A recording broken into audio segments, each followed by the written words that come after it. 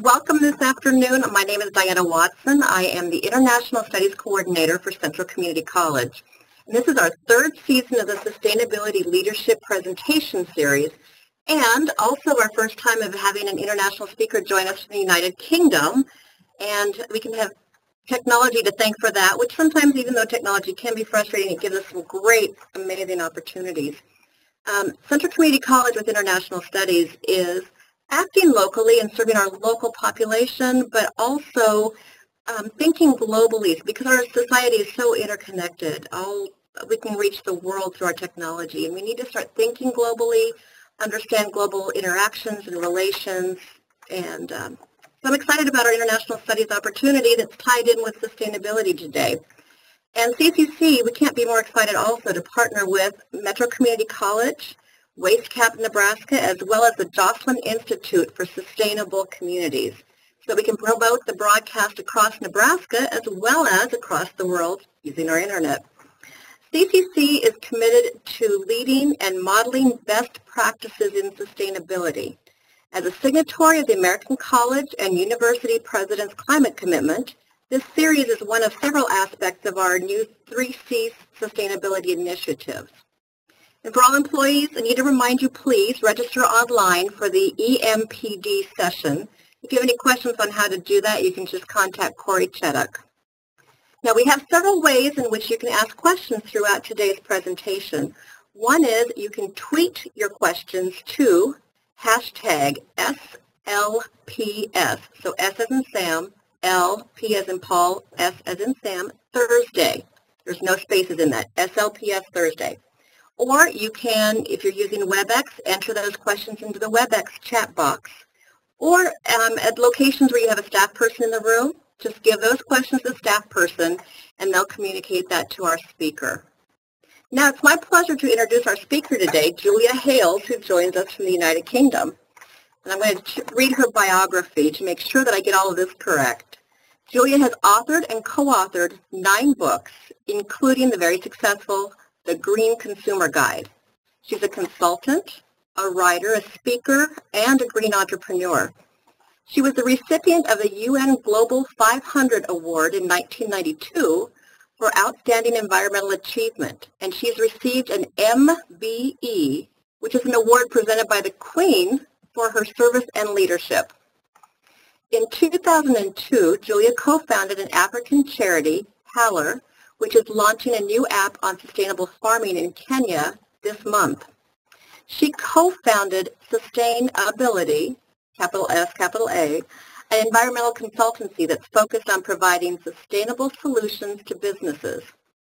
So everybody, please join me in welcoming Julia, welcoming all of our viewers, and thanks for coming today. We're really glad that you could join us. Okay, I was going to kick off with a slide with a quote from Prince Charles, because I thought it was appropriate given that I was talking from the UK as apparently one of the first international speakers for this event. Way back in 2009, he said, I do not want my children and grandchildren, or anyone for that matter, saying to me, why didn't you do something when it was possible to make a difference and when you knew what was happening? And I think that that's applicable to all of us. I'm going to do a presentation which brings in a lot of the issues around what you can do to make a difference. But to do that, I thought it might be quite interesting to just give you a little bit of background, a bit sort of my personal perspective, and in some perspective how I got started. It's always very difficult. I didn't have like a blinding sudden conversion on the way to Damascus or something like that. I was brought up in rural England, in the southwest of England. I used to go on long walks with my father, and I think that he probably had a very big influence on me in terms of talking about these issues, about environmental issues, but not in a very overt way. The slide that I'm showing you here was the start of a long trip. In fact, at the very start, I went off on this particular trip. I went to New York supposedly for 2 weeks, and I ended up being away for a year and a half. And one of the things that I ended up doing was crewing on a luxury racing yacht. It was actually an American-owned yacht. It was called Nirvana, 81-foot maxi racing yacht. And it was rather superb. In fact, we had Teddy Kennedy on board for a couple of weeks, which was very fascinating, a real insight. It was in 1986. However, one of the things that was completely shocking to me about this beautiful boat is that when I first came on board is that they chucked all their waste into the sea. Plastic, tins, bottles, everything. And I just thought that was incredible because I had been brought up not to litter at the time. I wasn't working as an environmentalist, but I was just really horrified. And within a few days of being on board, I was, the most junior member of the crew and things, but it didn't stop me speaking out. And I said that I just thought that if they could bring the waste, bring the food on board, bring the packaging on board, they could take it off again at the next port, and created a system so that they did they did take it off and all this stuff was not thrown into the sea. But what was amazing is that it hadn't occurred to them before to do that, even though when we visited really beautiful tropical beaches and things, they complained about the litter on the beach, but they didn't relate it to what they were doing and their personal activities. So I think that to me that was something that is quite common. A lot of people are doing things that have a real impact on the environment and not relating what they're doing to what's happening and the concerns that they have about that. Now, actually, after I crewed on these yachts, one of them, this one, went over to Belize, and I jumped off the boat in Belize, and I travelled around Central America. But actually, probably about 5 years before that, I'd actually been travelling in South America, and I also had an experience there, which I think was probably very instrumental in terms of getting me to become an environmentalist. And it was that I went to the Mato Grosso in Brazil, and I went to stay with an incredibly wealthy Spanish family who had a huge finca in the middle of the Mato Grosso, a fabulous area, absolutely trees for miles on end, and a huge number of animals and things. It was really extraordinary experience. But this family that lived in the middle of the rainforest, they were responsible for chopping a lot of it down. They were making money from destroying the forest. So you sat in this wonderfully beautiful place, and suddenly the sound of chainsaws came across the forest, and you saw these beautiful, huge trees being lopped down. That is one of the, I just think that the destruction of our rainforest is one of the worst and most frustrating, worrying issues that we have. And it certainly really got me thinking that I wanted to do something about it. When I came back from my trip in Central America, and I came back up through the States, I was slightly worried because I'd been away from home for quite a long time. A lot of my friends were getting sort of serious jobs and serious careers, and I was coming back thinking, what on earth am I going to do? Luckily for me, I'd actually read a quote when I was travelling, and it said, "Never ruin the present by worrying about the future." Now that might seem a strange thing to say for an environmentalist who's concerned about saving the planet, but I took it in a sort of personal perspective rather than a global perspective. And it was really sort of saying, if you're going to be travelling, enjoy the travelling, don't worry about what you're going to do when you get back. And actually, it was very sound, because when I did get back, within about a month of returning, I met up with a chap called John Elkington, who became my business partner for the next 10 or 15 years, and he and I have written 8 books together, including oh sorry, I've gone the wrong way.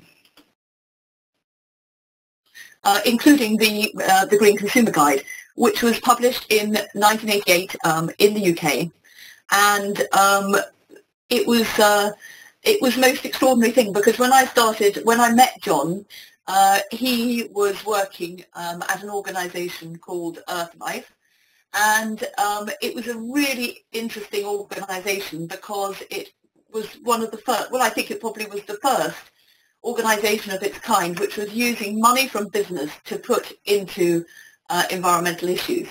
And John had started working with businesses and started trying to explain to them that there were real opportunities in becoming greener.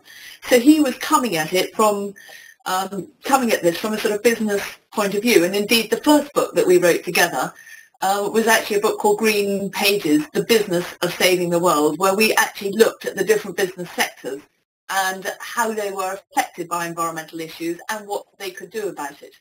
But actually zinging in my mind was the fact that I had lots of friends who were concerned about things like the destruction of the rainforest, pollution of the rivers, you know, all the things that were out there, but they didn't relate it to the things that they were doing every day. And so I wanted to bring those issues into the mainstream and explain to everybody how everything you buy, everything that you do, everything that you consume has an impact on the environment. So you can't just wait and leave it to sort of once every 5 years in the election.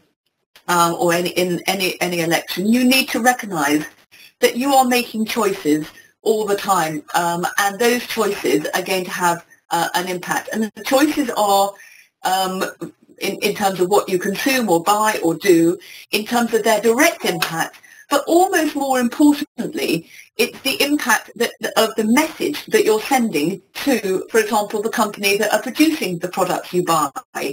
So if you're going to buy a type of washing machine or laundry powder, clothes, or, you know, anything, fuel for your car, anything like that, you're going to be buying it from a company. And if you show that you're concerned about what they're doing from an environmental point of view, then, you know, that will be a force for change. And in fact, our Green Consumer Guide, I believe that if we had not written the Green Consumer Guide, that somebody else would have done, because it was the right book at the right time. And in fact, as I say, it came out in September 1988, and it went on to sell over 1 million copies worldwide. It had 11 print runs in its first month. And it was in the top 10 bestseller list in the UK for nearly a year, and came out in 20 different countries, including including America. We then actually went on to write the Young Green Consumer Guide, and as you'll see from my picture, there's a red book up there called the Supermarket, so Green Consumer Supermarket Shopping Guide, where we picked out a particular sector. But of course, what was really fascinating about that was that companies really picked up on the Green Consumer Guide, because they saw that the people that we were talking to, that our readers, were the sort of consumers that they wanted as their customers. And so a lot of these companies came towards us saying, well, we realise the environment is really important, but what on earth do we do about it? And so John Elkington and I, we set up a company called Sustainability. It was a word that wasn't terribly well understood at that time, and caused a certain amount of confusion. But companies really did start wanting to know, you know, what they should be doing. And we started working with British Airways, ICI, huge chemical company, Procter & Gamble, a lot of really big and well-known brands. And it was extraordinary for me, because I would go and make a speech, and I really could feel that the people there were listening, and in part because we were talking to them in their language, but at the same time we were also sort of almost like the middleman between the campaigning environmental groups, which up until that point had been quite aggressive in some ways in terms of a campaigning stance. So for many of them, they'd been, you know, if they were attacking a company, they would say, that company shouldn't exist, it was too polluting, and that we should just boycott everything that they're doing. Whereas we were coming out with a slightly different message. We were coming out saying, well, here are some companies, here are some good things that they've been doing, and then here are the not so good things, so that people really did have a choice and really could see how to use the market to push for change, to push for a greener world. And that made it very exciting. However, we did have quite an interesting battle. Wrong way I've gone. That was working with a number of different companies. We had quite an interesting battle, and it was with McDonald's, and I thought it might be interesting to just tell you the story about the battle with McDonald's, which actually spanned really over 20 years and came hopefully to a slightly more amicable conclusion. So effectively what happened is that we brought out the Green Consumer Guide, and in it we said that McDonald's had been implicated in tropical rainforest destruction. And the reason we said that was because we had seen a video and read a number of articles and things about McDonald's and how they were sourcing the beef, or some of the beef that they were using in their hamburgers, from areas that had been cleared of rainforest. And McDonald's took exception to this, and they didn't pick it up for about a year, but when they did, they decided that they wanted us to remove all our books from the shelves, and effectively we were really quite horrified, because there we were, two individuals battling with this huge corporation, and our lawyers said that really we were going to have a very tough time taking a stand. So actually what happened is that John Elkington was talking on a radio station, and actually in a way it was a bit like David and Goliath, because he stood up and said what was happening in terms of McDonald's. And it happened that there were two McDonald's executives in the audience, and they clearly relayed the message, that we were standing up and saying what we believed. And they got some of their other executives to fly over from America and come and talk to us. And at the end of the meeting, they asked us if we'd like to be consultants for McDonald's, which we turned down, but we agreed that we would do a joint statement with them about what they were doing. And so we came to some sort of solution. We were able to keep the books on the shelf. We had a look at that. Part of that statement said that we could ask McDonald's lots of questions about what they were doing, and that they would answer us. However, I wasn't totally satisfied, because they didn't really answer the questions that I put to them, which were not only about where they source their beef, but also at the time about their foam packaging, which contained CFCs, which was very common at that time, and that's a problem for destroying the ozone layer. So I remained pretty uncomfortable about McDonald's, and a few years later they had a real another legal case which went a lot further, and some of you will have heard about it, but it turned out to be the longest running legal case in British history, and it was with two campaigners who had accused them of all sorts of things. And we looked at that and just thought that we had been very lucky not to have gone through that process. At the end of the battle with these campaigners, McDonald's mostly won on the individual cases, not all of them, because the campaigners won on some of them. But where McDonald's really lost was on the PR battle. And effectively the campaigners got a lot of publicity. They highlighted a lot of controversial issues. And I think it was a big part of what changed the thinking of McDonald's about approaching this in such a combative way. So it was actually not quite 20 years later that Greenpeace challenged McDonald's again in terms of being implicated in tropical rainforest destruction.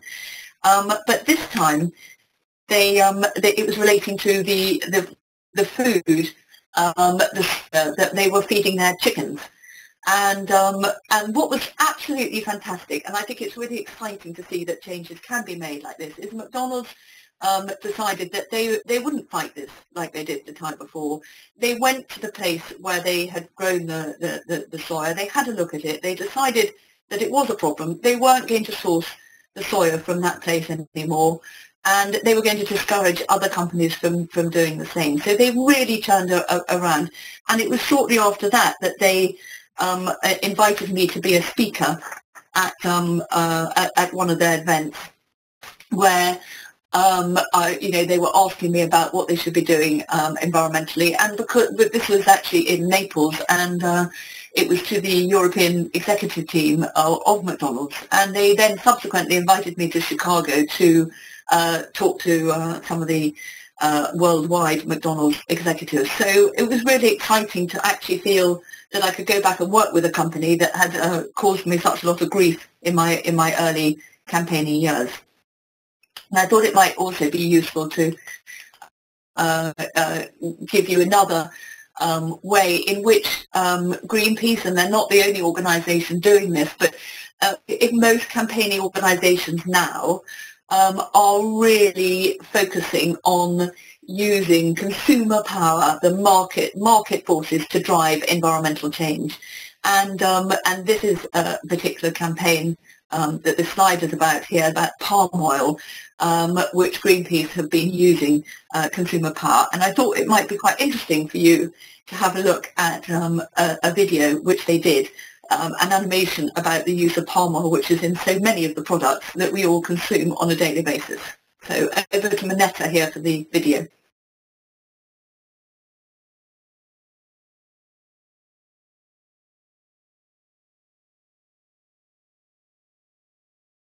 What I didn't say before when I was doing my presentation is I'm very happy to take questions as I go along, but I'm not quite sure how it will work. So I'm going to assume that people aren't asking questions unless I hear otherwise, and in which case we'll wait until the end. Yeah. This is a little different structure than normal, and I did forget to mention that as well. So folks, as we're going through this, Julia really wants to hear your questions as we go through. So you simply need to put them in the chat box and make sure they're going to my attention or the attention of all participants, or to Julia's attention. That would also work. Or find your extended learning service person in the room, and they can put it into the chat box for you, and they can identify themselves in each room. Otherwise, questions at the end will also be taken. But as you, Julia would love to answer questions as we go. Okay. So, so I thought I might follow that with another example, really, about market forces, and it was again it was an example from really quite early on, probably in the late 80s, shortly after I brought out the Green Consumer Guide. And I happened to have to go to Newcastle, which some of you will know is in the north of England, quite a long way away from where I live. And I went up to do this series on morning television called Green Matters, ironically. And while I was up there, I realised I had to stay up for 2 or 3 days, that I'd forgotten to take any Knickers, hence the story, which is called Knickers in Newcastle, because I went to a Marks and Spencer store and to pick up my Knickers, and I literally just bought one pack, 3 knickers in the things, and when I got to the till, they gave me a bag, and I said, actually, I don't need a bag, and they said, you must have a bag.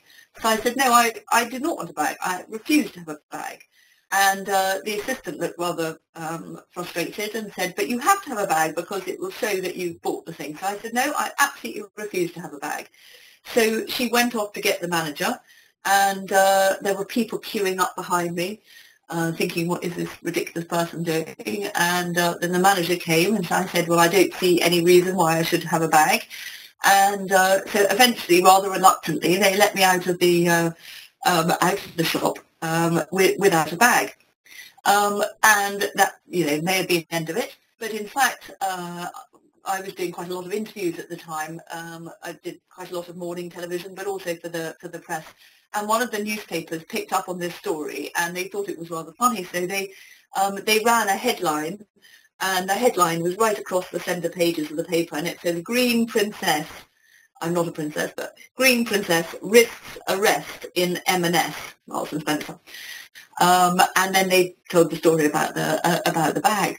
So it was a very good way of getting people, aware about that particular issue. And then a few months later, probably about 6 months later, I was sitting on the Underground in London on the tube, and I saw someone sitting opposite me with a Marks and Spencer bag, and it said, "Please reuse this bag for the sake of the environment."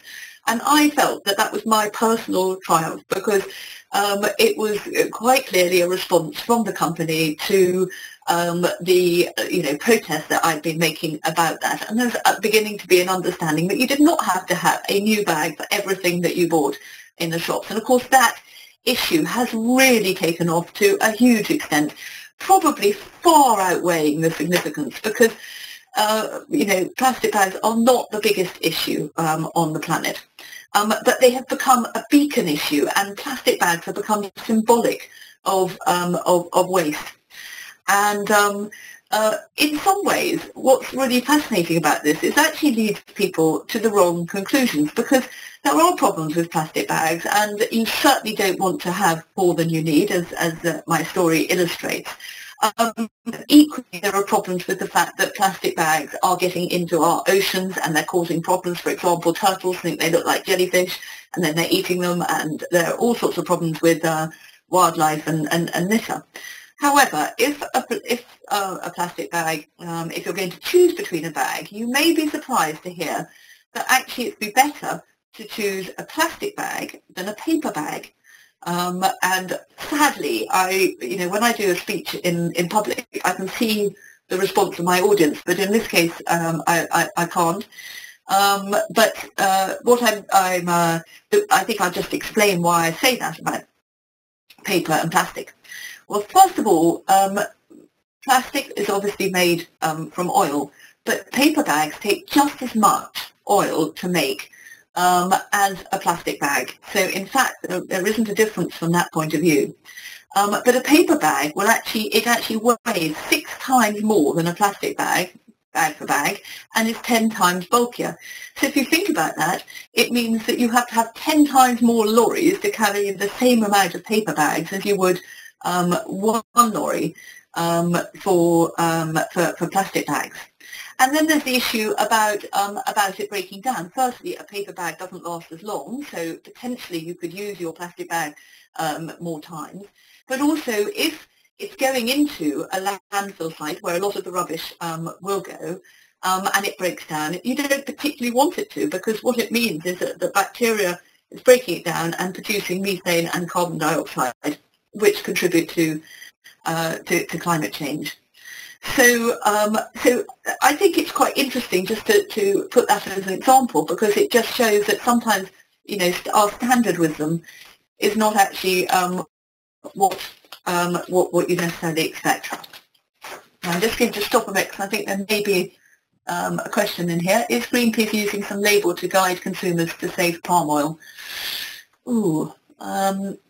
Now, the answer is I'm not sure about that. I think there's quite a lot of information about sustainable palm oil on the web, but I don't know if there's a labelling scheme, and it is actually really quite complicated, because some companies are using a percentage of sustainable palm oil, or they're making a commitment that by a particular date it will be all from sustainable sources.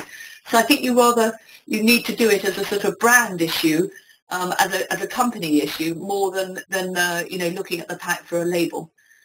So I think that's the answer. I don't know what 10 in GI2 students mean, so anyway, I'll answer that question.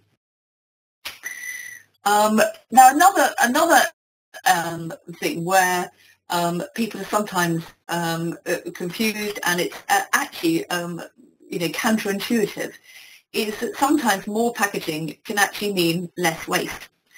And we all want to produce less waste. A lot of concern focuses on packaging, and particularly in food packaging, which is interesting because actually that's an example where packaging really does provide an extremely useful useful function.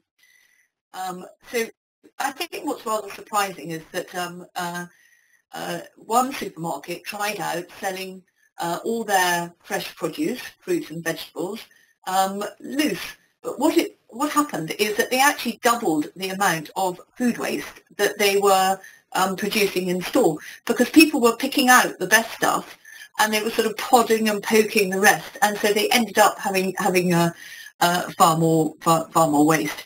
And of course the impact of wasting food is far greater than the impact of the packaging. So so food waste has at least, this is an average, but at least 15 times greater environmental impact than packaging waste. And on average, only 2% of the carbon impact of food in the supply chain is related to packaging. So that's, I think, rather surprising. And I've got a sort of slightly absurd example just to get, get you to understand about that issue. And so, for example, if you, for the sake of argument, if you thought, well, the most good environmental packaging would be sort of using recycled cardboard, and you use recycled cardboard to package beef, you would find that almost certainly you would end up wasting the beef, because it would be entirely inappropriate packaging. It wouldn't preserve the beef. It would end up almost certainly going bad, either in the store or when you got it back to consumers. Now, of course, a joint of beef, I mean, it's not 15 times more than its packaging. It's probably 100 times or maybe 200 times in terms of the impact on the environment, because, of course, there's all the water that goes into it. There's the food and the crops and the land, and all the things that go into producing the animal, which is not a very efficient thing, meat, and then transporting it and packaging it and slicing it all up. So if you just waste it because you're trying to reduce the packaging, it really is a nonsense. And I was only producing that just to sort of illustrate the concept of packaging not always being the most significant issue. Another one, which is, I think, much more surprising, is that, back to Marks and Spencer again, who I've done a lot of consultancy for, so hence using them as an example. But they did a comparison. They did a sort of report looking at the energy and waste that was produced from selling loose apples compared to a 4-pack of apples in a container.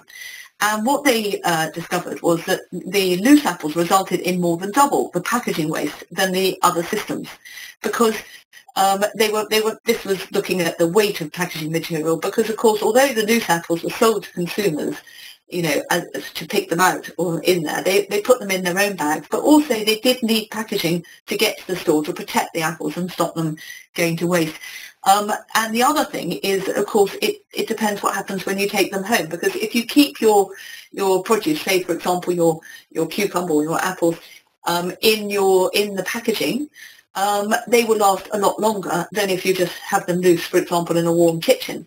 And a lot of things also need to be put in the fridge. So how we store them at home is also important. So minimising food waste is far more important than reducing packaging, which is not to say that that's not important. It's just something that you sometimes have to weigh up one thing versus another. And that's, of course, what makes sort of looking at what you can do as a consumer sometimes rather more complicated. And in fact, one of the things that I would recommend is that you look at not just individual products, but if you can actually identify a brand that you think is behaving responsibly, like Marks and Spencer, who are actually doing a very good job in many ways. I know you don't have them in America, but then you can trust them. Then you can go into the shop and feel comfortable that they've done the work, they know what they're doing, and the thing. So that's something to look out for, a retailer that you can really trust to make decisions, so that you don't always have to weigh up something that's quite complicated. Okay, so the next thing I want to say is just to talk about another area of waste, which is something that I'm really passionate about, and so passionate that I set up an organisation to start campaigning on this issue. And it's e-waste, electronic waste. It covers fridges, dishwashers, toasters, computers, mobile telephones, TVs, videos, vacuum cleaners, printers, and even sort of not such obvious things like electronic toys, power tools, smoke detectors, fluorescent lighting, and solar panels. And less than 10% of global e-waste is recycled. Now, I thought, before I showed you a video about e-waste, which gives you a bit of an idea about the issues, that I would read you a poem that I made up. And the poem is actually in the style of Dr. Seuss. I'm a great fan of Dr. Seuss. I think it's absolutely marvellous. And many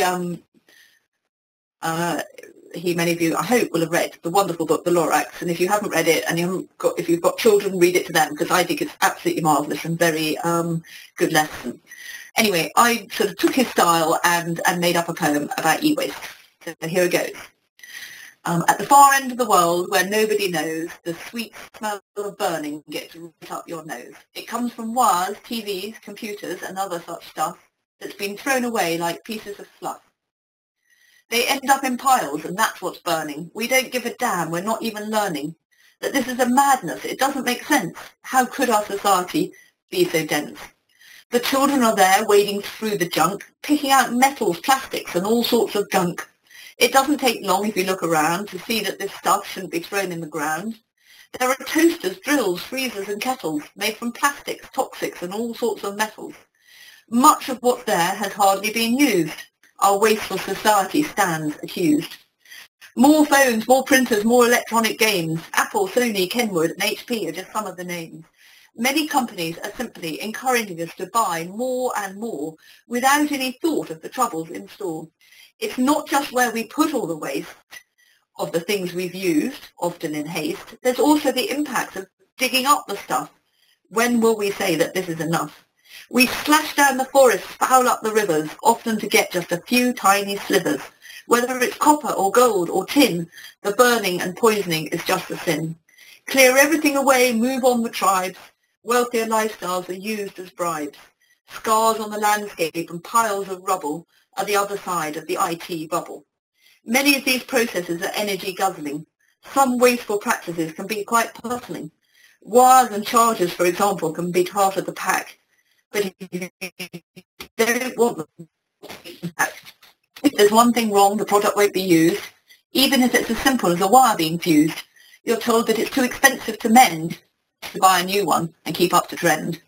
We buy lots of things that we don't really need, fueled by a system that promotes greed. I bet you've got wires and chargers in drawers as a result of a system that's full of flaws. But it really doesn't have to be this way. Let's change what's happening and have a say. We've got ideas on how things can be changed to live in a world that's not deranged. Please join us and others in sorting this out. If people support us, it will give us some clout. And that was linked to organisation that I founded called E for Good, and I should have put up a logo and a website, but it's www.eforgood.org, and we're about to update it because it's really just an information tool to show you a little bit more about e-waste. And now Vanessa is going to the next little video, which is called Story of Stuff.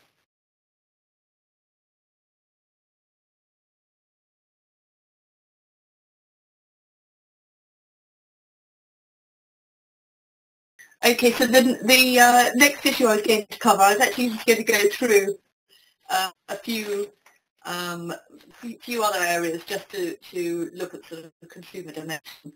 And I thought that I'd pick out another one, which I thought was probably a bit surprising in terms of my conclusion.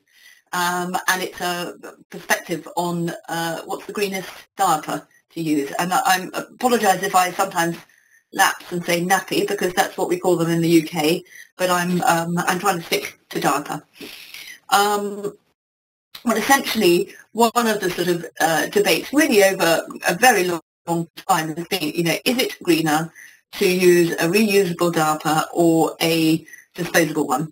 And I think that most of us, including me, would assume that the greenest diaper was the reusable one, because it would result in a lot less waste and probably be much cheaper too. However, there's some rather surprising things. For example, my eldest son is just about to be 20, and since he was born, that Pampers, made by Procter & Gamble, have reduced the materials in their diapers by 40%. They're replacing the pulp. In fact, they've replaced pretty well all the pulp in their nappies with a super absorbent gel. Now, apart from the fact that these gels can absorb up to 25 times their weight in urine, which is incredible. They act like sort of blotting paper to keep the moisture from the baby's skin. And some people say, well, perhaps it's slightly dangerous material, but actually the same material is used underneath meat on a tray in the supermarket, so it's clearly not a toxic material at all. It's extremely safe for the baby's skin. But why does that have any great impact on the sort of eco side? Well, one of the things is that apart from using much less materials and therefore less waste than it did, the most significant thing is that they are much more efficient at absorbing the urine and the waste from the baby, and therefore you can use many fewer nappies. But you've also got healthier skin for the baby because there's less likelihood of nappy rash if you're keeping the moisture away from the skin. And probably most importantly, from an environmental point of view, is that there are also less leaks. So one of the things, if you're comparing one nappy versus another nappy, is that you're looking at it nappy for nappy. But if you're using less nappies than for the other system, and you're having less leaks, then you're having a lot less laundry, and that's not always factored in the comparisons you make. So my conclusion, and even when my children were born, was that actually using disposable diapers is greener than you might imagine. And I think I've got, also when you're washing the reusable ones, you tend to be washing them at high temperatures.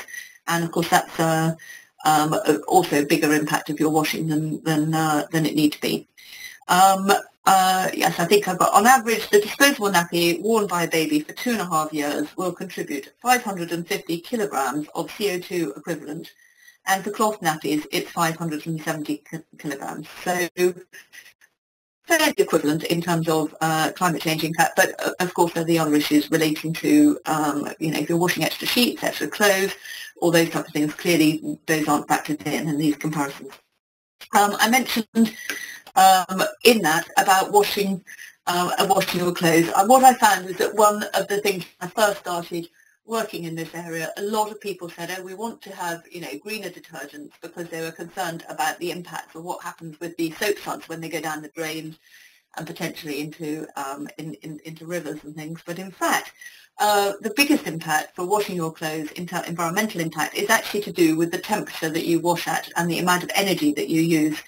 So one of the biggest changes over the last 5 or 10 years is that laundry detergents are being designed to wash your clothes at much lower temperatures and therefore significantly reduce the amount of energy that is used in washing our clothes. And in fact, one of the things that I would recommend is detergents that use enzymes, i.e. biological detergents, because the enzymes in them are part of the really effective tool at washing at a cooler temperature. And of course, if you're going to be, unless you've got really serious, a lot of people wash their clothes when they're not that dirty. So if you go for the short washes and you don't do pre-washing and all those type of things, then again, you're reducing the impact of your wash. Also, this is actually a rather unflattering picture of my husband at the sink. He's not looking very happy, but actually he really enjoys washing the dishes. Or he says he does anyway. But I'm actually not always totally keen on him washing the dishes, because I think he's very ungreen in his approach, and it's very difficult, often quite difficult, to get those closest to home to do what you should do. But one of my biggest bugbears is that he tends to rinse the dishes before we put them in the dishwasher. What's the point of putting them in the dishwasher if you're going to rinse them off first? If you want to get rid of the food that's left on the plate, hopefully not too much, but if you want to get rid of the food, scrape it off with a knife into the bin, into the compost bin, and then put it in the dishwasher. But don't wash it up and then put it in the dishwasher. Otherwise, do one or the other. And in fact, I did a leaflet for Procter & Gamble on the most efficient way to wash your dishes, and that was one of the key tips. Don't do washing up on doing things, but also recognizing that actually it can be just as good to have a dishwasher as washing up by hand. In fact, sometimes better, because particularly people like my husband are not very efficient at washing up and waste lots of water. And for God, have an exception to that. Please don't wash up under running tap, because that is really ridiculous.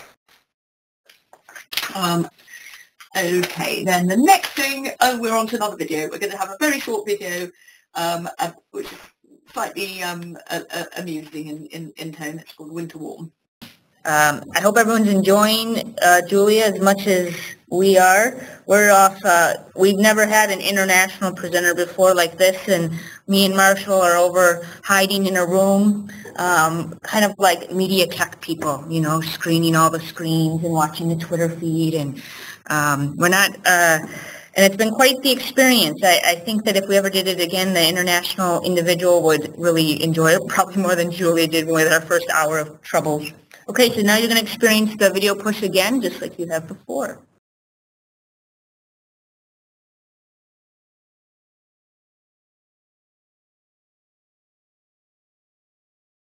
Remember, you can put questions in the chat box or into SLPS Thursday on Twitter if you have questions for Julia. Otherwise, she'll take questions when she gets to the end as well. But she would love to see them as you think of them. So I was just using that as an introduction to the to just discussing heating, and what I was going to say about this is that we talk about heating our homes, and in fact I've done a couple of eco-renovation projects. This is actually my house, which we moved to a couple of years ago, and we've been doing a lot of building works, but also thinking about, you know, the green issues and what we should do. I also did a flat in London in the same way, and of course one of the first things that people ask is, well, have you put up solar panels? You know, have you got a wind turbine?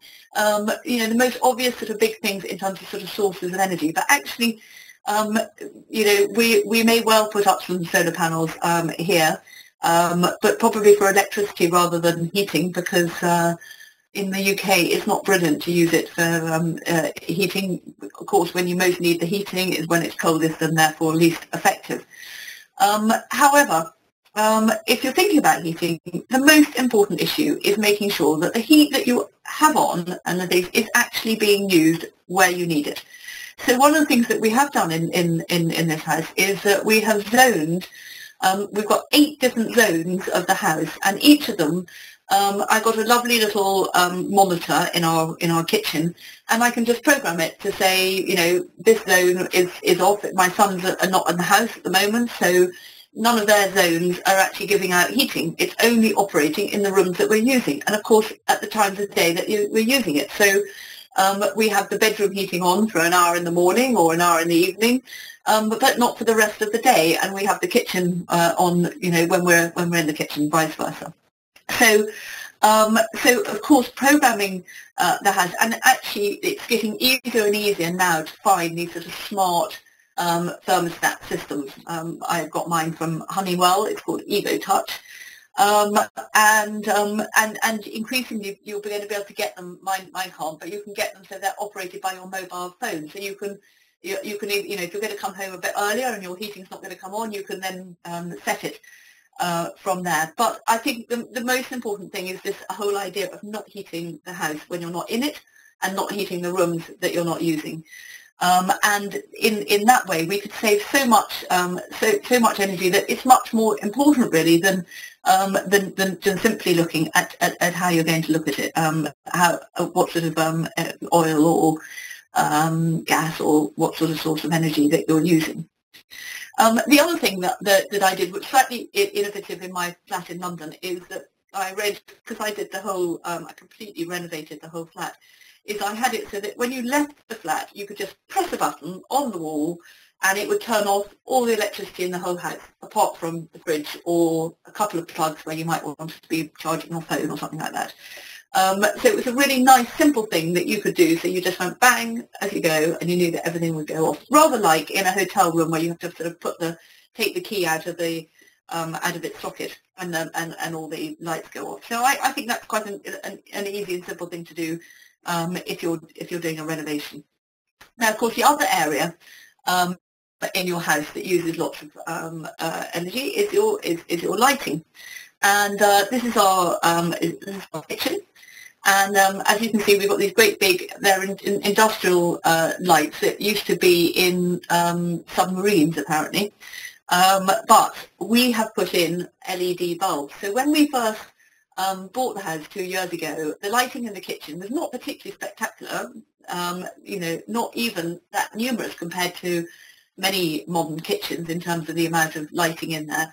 But it was using the equivalent of 1,000, maybe 1,200 watts of electricity if you had all the lights on. Now we've got about the same number of lights, but we're using no more than 100 watts. It's actually been a little bit more complicated than I think it should be, and more complicated than it's going to be, because LED lights are becoming the norm now, and if you're putting in new lights, you can do that. Retrofitting them is still a little bit of a headache, because you want to make sure that that you're getting, well, if you like it, but nice warm light rather than that sort of cold white. But if you get the right ones, effectively they will be lasting like 20 years in time, or even more. They will be giving you a nice warm light, and they will be significantly reducing the amount of energy you're using. And outside, you can see through the window there, we've actually got a yard, and we've been doing a lot of changes to that, hopefully making it much nicer. And again, we've changed the lights. We had, we've still got at the moment a couple of really powerful sort of spotlights that come in when you drive into the yard. However, we've changed it. We've got some LED lights, quite a lot of them actually, which are going to be, when you come in, lighting up the tree and lighting up nice space, and hopefully, making it look really nice. It's not even, 10%, it's using about 5% of the amount of energy of the sort of two rather ghastly lights that we've got at the moment. So I think LED really is the future, and I think it's just, it's frustrating that we're not moving there quicker, and that people are not getting there, and it's not, in a way, more user-friendly, but I do think it's worth it, and really worth doing a bit of research if you are in any way thinking of changing the lighting, and move to LED. Okay, so to conclude, I've got 3 points that are just sort of summarising some of the things that I did. And again, going back to the lovely Lorax and Dr. Zeus, I just thought this was really important in terms of the message. Do you need it? So the first thing is not thinking about whether, oh, it's okay because it's recycled, or okay because it's not having that much impact, or whatever. If you don't need it, don't get it, because that, of course, is the best way of reducing your impact, is by not consuming, or consuming less. And this is a little, section, if you like, that sums up about the SNEED. I'm being quite useful. This thing is a SNEED. A SNEED to find something that all people need. It's a short, it's a sock, it's a glove, it's a hat, but it has other uses, yes, far beyond that. You can use it for carpets, for pillows, for sheets, or curtains, or covers, or bicycle seats. But basically, a SNEED is utterly and utterly useless. So think about things. Is it a SNEED, or is it something that you really need? The next thing is, does it actually make sense? So I've produced a number of examples of why, plastic bags might be better than paper bags. No bags at all are better than that, or taking your own, of course, taking your own bag, and using it multiple times. So think about it. Does it make sense? Work out what's the best things, and follow your principles in terms of what you're doing. But of course, the most important thing is to recognise, and of course that is the title of my speech about making a difference. And this is a wonderful quote that I used to have as a tagline on my emails: "Nobody made a greater mistake than he who did nothing because he could only do a little." And here's a picture of me and my 3 sons, who've grown up an awful lot since I first started working in the environmental area. Thank you, everybody. I hope you're going to come up with some questions, and I'd be really delighted to help. Well, Julia, it was a wonderful presentation. It usually takes a few minutes before people are either brave enough or think of their questions, so we'll give everyone a little bit of time. to put some stuff in the chat box. So folks, you can tweet it in, SLPS Thursday, hashtag SLPS Thursday, or you can put it in the chat box. You're at a live site at Central Community College. You can talk to your extended learning service person in the room, and they can put it in the chat box for you. Hey, Vanessa, shall I just answer the questions rather than try and type it out? Yes, please. Yeah, they're going to communicate it to you that way because we don't have everybody's audio free, but you can definitely just answer it in response. Okay, come on, somebody. You could be a bit combative. I don't mind if you disagree with me.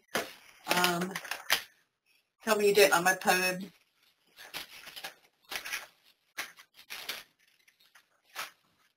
Tell me you're a fan of Dr. Seuss too. Feels like I'm talking to a whole lot of, completely invisible figures because it feels so incredibly silent. It's the most unusual speech that I've had to make from that point of view because I normally rely on the response of my audience, and to have a completely silent audience is quite weird. Yes, I would agree that most of our speakers have found the electronic part very unique, and I just had one come into my email box. Let me go there real quick. Can you ask her for some examples of palm oil products?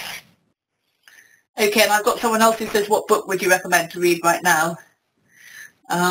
Just to answer that one first, of the book to recommend, Ray Anderson, and I was just trying to remember what the title of his book was, but Ray Anderson is really inspiring business leader. Unfortunately, he died, I think, last year. But his book is really fascinating insight into how you can really turn a business around. And Interface Carpet started out as just a big multinational, biggest carpet company in the world. He got inspired and really changed it to being a really pioneer company and doing some very exciting and innovative things. So have a look at Ray Anderson. I think it's The Unreasonable. I can't remember. It'll come back to me. Example of palm oil products. Girl Scout cookies for one. Yes, everything. I mean, laundry powders, biscuits, food, fuel, all sorts of things have palm oil in it. And the trouble is, you can't just say, let's use no palm oil, because you have to think, well, if you don't use palm oil, you'll use something else, and that will probably have an impact too. So it is really a case of really pushing and campaigning for companies to source their palm oil more sustainably. Even that is not going to sort out the problem entirely. It's going to make a difference because they're powerful and they have a voice, and hopefully they'll be able to push some of the governments to make changes too. But it's a really enormous issue, and of course, there are lots of local demand for palm oil. But when you see what they're doing and how they're just wiping the rainforest to produce stuff, and most heartbreaking of all, sometimes they clear the rainforest ostensibly for palm oil, and then they don't even plant it because it's not even suitable ground for doing that. It actually just tears your heart out. So expanding it for bigger audiences, I think one of the things is, rather like I've sort of, tried to sort of say about, making a stand about, being given a bag or whatever else, if you not only make the choices, but you make a noise about the choices you make, write to the companies, write to the newspapers, tell them what you're doing, raise the issues in public, talk to other people, Facebook it, Twitter it, just, spread the word about it, because it really does, makes a difference if you are there as a voice pushing for change. And one of the things I do quite a lot is, because I've got Twitter and Facebook and LinkedIn and all these things, is that, if I get sent through a campaign of something that I really believe in, and, I send it out to my audience and get them to sign up for petitions. There's one I've literally just signed this evening for Greenpeace, trying to stop a boat of illegally sourced timber coming into the UK. And it's so exciting when you feel that you've added your voice to that and it's been successful. So green disposable diapers, somebody's talking about that by several governments, and they're really better, do you know? Well, the answer is it's actually really difficult when you're weighing up, one versus another. I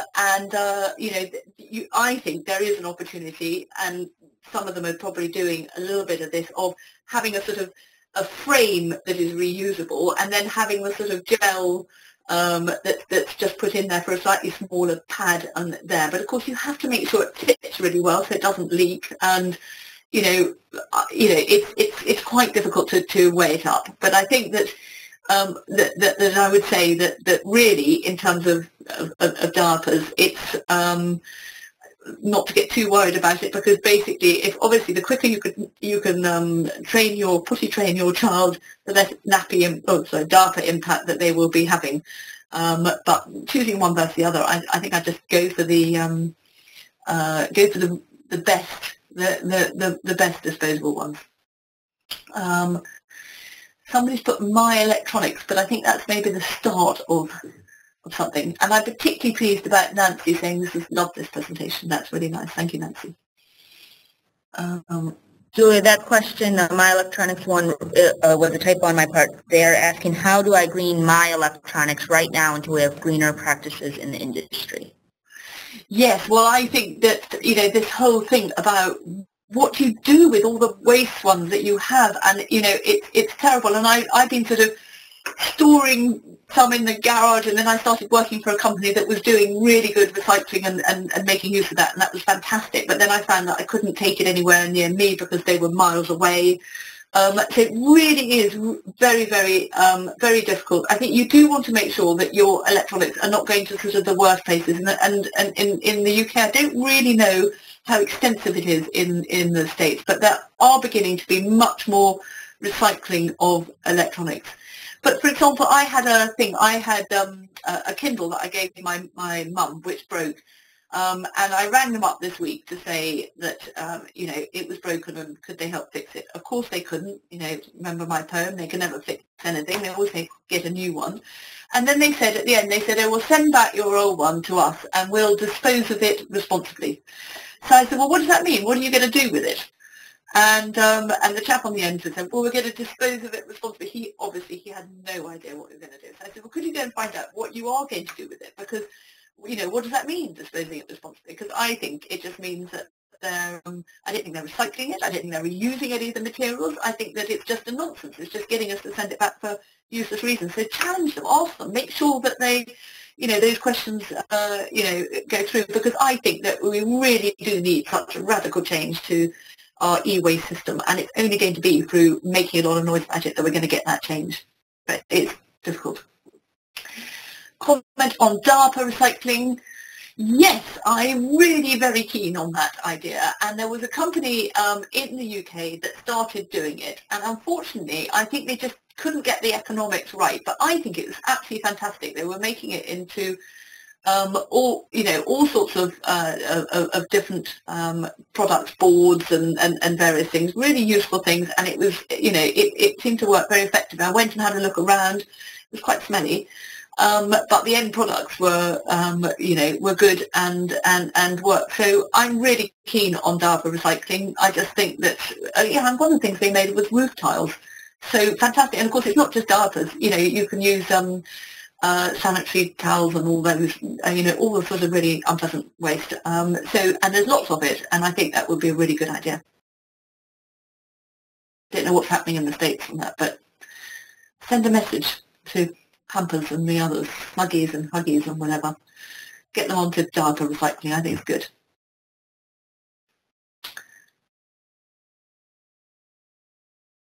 Anything else? No?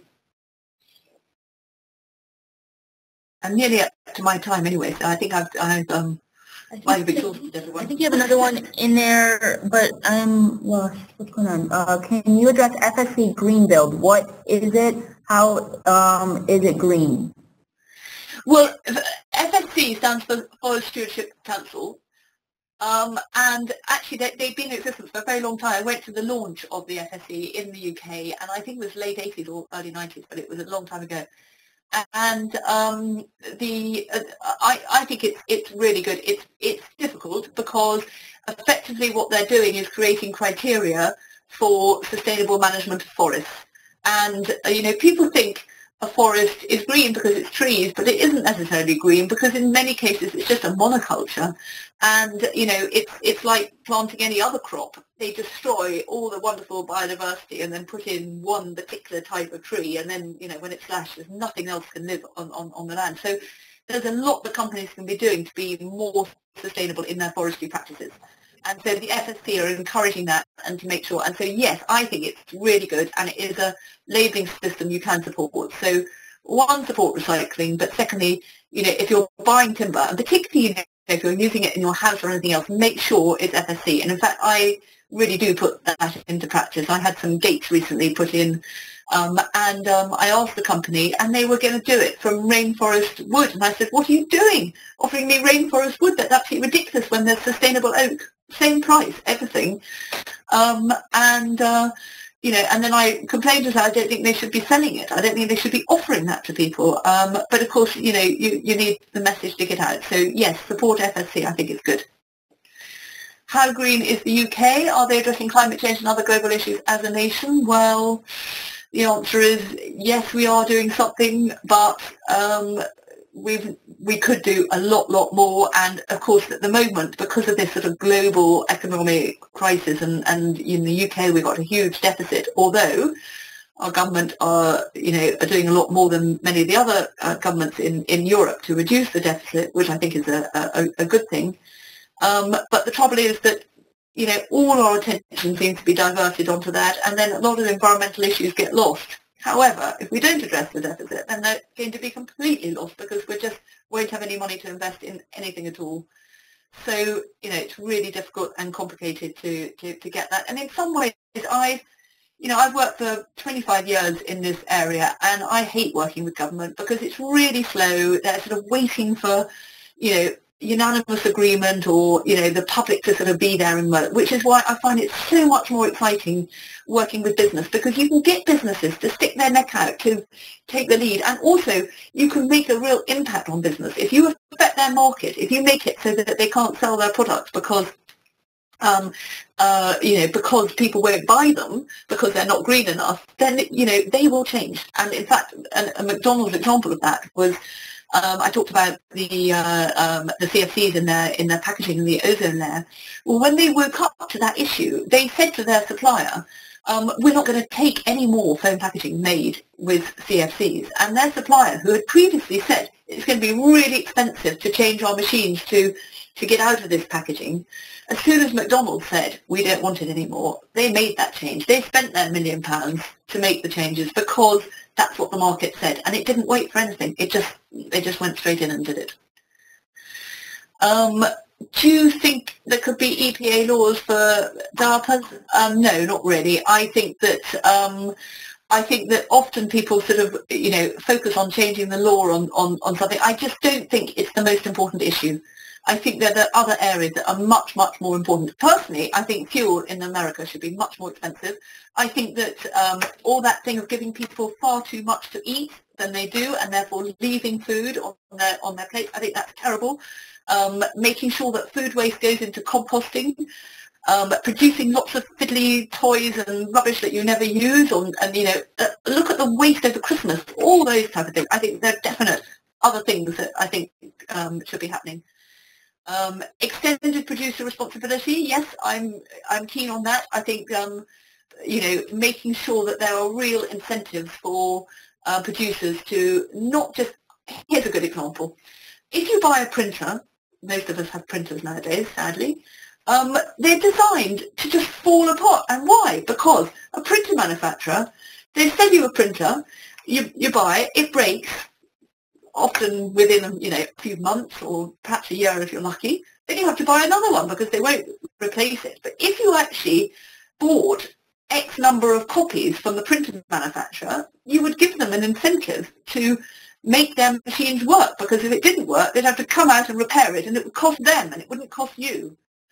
So, you know, sometimes we just design things wrong because we're designing them to dispose of rather than designing them to last, and that's because incentives are not right. As we buy a house, we're buying a house on the, you know, how much it costs to buy. We're not buying it on how much it costs to run as well. We should be looking at that, and therefore, then people could put more money into making the house so that it would reduce the running costs. Lots of examples of that. Julia, we have this last one. I think I transposed that question incorrectly. She was asking if there should be extended producer responsibility laws for diapers. Oh, I see. Yes. Okay. So you said EPA laws for diapers, and I said no. Well, I think that what I think is that you want to have a thing where you're looking at the overall impact of having a baby through its period wearing diapers. So you would look at a 2.5-year period of it wearing diapers, and you'd compare one system to another, and then you really be able to see how to reduce the impact. I think if you do it sort of like per diaper, you're just going to get it all wrong, because there's just so many ways of distorting that. So, for a simple example, if you're using really good diapers, you probably only need 2 or 3 diapers a day. If you're using very poor quality diapers, you might need 5 or 6. So you don't want to compare one diaper with another. You want to compare the whole system, and then you've also got the issue of leaks and things. So I think there's definitely more that companies could be doing in that area, but I think it's quite difficult when you start getting into sort of the laws, because often they're slightly misdirected in terms of the things, and they don't therefore have a significant benefit, which is really what you want to make sure. If you're going to have a law, it's quite difficult getting it in, and you want to really make sure it's effective and it's going to reduce the environmental impact rather than just penalise people. Okay, thank you very much. I think we've been screening all the places for questions. I think we got all of them, and we're right at just a minute past 5 o'clock. So Marshall and I will clap for the whole group, since you can't hear everybody else's audio. We appreciate you coming in. Thank you, everybody, for listening to me, and particularly Nancy for putting up a nice comment up there. Yes, of course. And we folks may not know this, or maybe didn't think about this specifically. It's you're 6 hours ahead, so it's quite late there. So you did this presentation when some people might are probably in bed. So we appreciate you doing that for us. Central Community College and all of our partners, thank you for taking time. And with that, I just want to give you our count. We had confirmed, this isn't final numbers, but at least over 80 participants watching live, and we usually have quite a few hits on the YouTube after it gets posted. So all said, I think it was a very successful event, even with our technology troubles. So thank you very much, Julia, and we appreciate your time. Thank you. Thank you. Thank you.